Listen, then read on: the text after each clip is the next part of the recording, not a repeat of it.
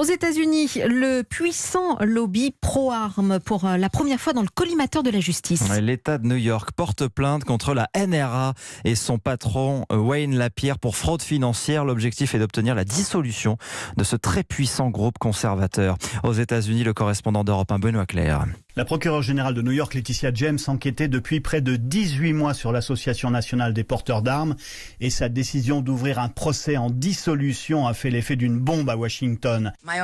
Mon bureau a décidé d'un procès contre l'Association nationale des porteurs d'armes pour dissoudre cette organisation.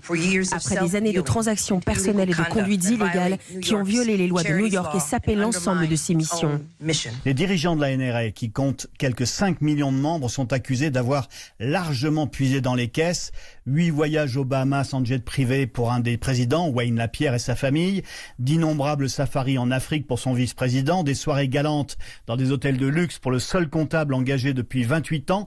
Au total, un trou de quelques 63 millions de dollars qui s'ajoute au déficit creusé par la défection des sponsors après les multiples tueries dans les écoles américaines. Toutes les accusations ont été transmises et vérifiées par le fisc américain qui confirme les malversations. De son côté, l'organisation qui existe depuis 1847 crie au scandale et dénonce une campagne politique orchestrée à moins de 3 mois de la présidentielle.